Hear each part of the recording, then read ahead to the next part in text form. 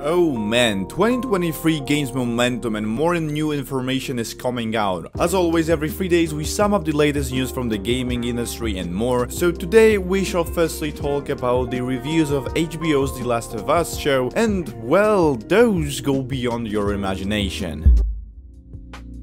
Critics have received 9 episodes of the new HBO adaptation and got the right to express how they feel about this upcoming season. A kind reminder here, the show is due to air on the 15th of January, so it's really close. Let's hear out the most recognized journalists' opinions. The Telegraph. At 9 episodes it feels a little long, even if it's truncated compared to the source material, but in its scale, depiction of dread and its believable vision of friendship and disaster, The Last of Us is a rare piece of television, an adaptation that makes you want to rush out and play the game. GameSpot. The Last of Us on HBO, co-run by Chernobyl's Craig Mazin and the game series' own Neil Druckmann, is a marvelous proof of concept for PlayStation, and really and brand seeking to bring its beloved games to prestige television. Whereas the history of video game adaptations is littered with abject disasters at worst and lovable family movies at best, The Last of Us proves this is a beautiful and gut-wrenching story regardless of the medium. Druckmann and Mazin take the opportunity to tighten up the ideas, explore the lives of these characters with more depth,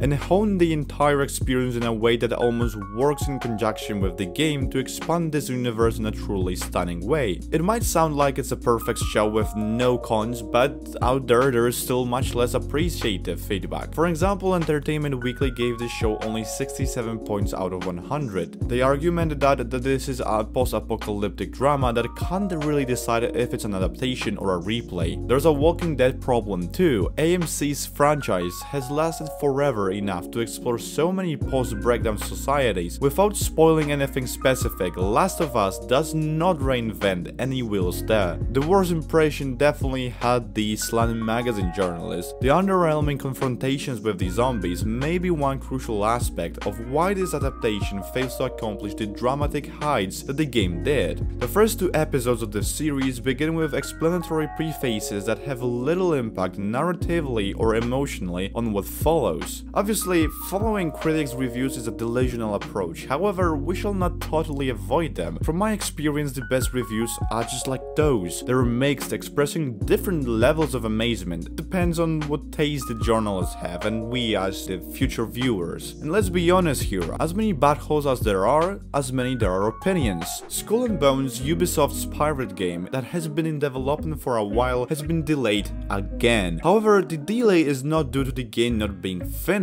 A representative from Ubisoft stated that the game is complete and the remaining development time will be used to improve the game by making changes based on feedback from technical tests and polishing the game for a better overall experience. The company has also formed a special team in their French headquarters to assist in the game's release. However, it seems that Ubisoft faces some major issues inside the studio. Ubisoft has assembled a strike team within their Paris studio to ensure the completion and release of their game Skull and Bones. The lead studio for the project remains Ubisoft Singapore, but other Ubisoft studios are also assisting in the development. Ubisoft CEO Yves Guillemot has expressed disappointment in the company's recent performance, citing market dynamics shifting towards mega brands and long-lasting games and economic conditions affecting consumer spending. The company's recent launches, including Mario plus Rabbids, Sparks of Hope, and Just Dance 2023, have not performed as well as expected, particularly during the holiday season. As a result, Ubisoft has updated its strategy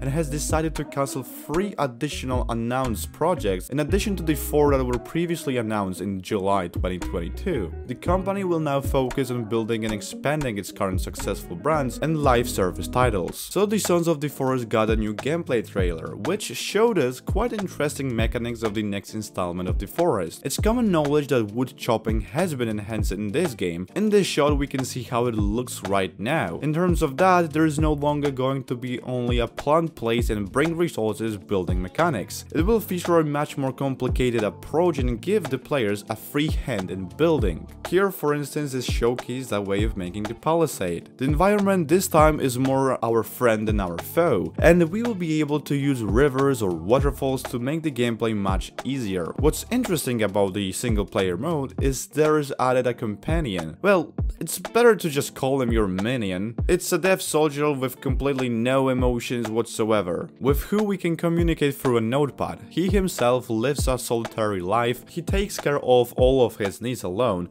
and if we aren't interested in keeping him around us, we are able to simply just kill him off. Also, the AI of enemies has been upgraded and now they're equipped with two modes, the attacking one and the wandering observant one. The cannibals analyze the situation and decide whether to flee or to fight with the player. The wander mode for enemies means that those will only observe you and not get into battle. Moreover, cannibals will fight with natives. The enemies will also be able to destroy your home when you are not around, and the story in Sons of the Forest is obviously there, but it's only an option and not a must to follow it. However, the creators ensured that this time it will feature a much greater plotline and definitely be crazier than the one in the first game.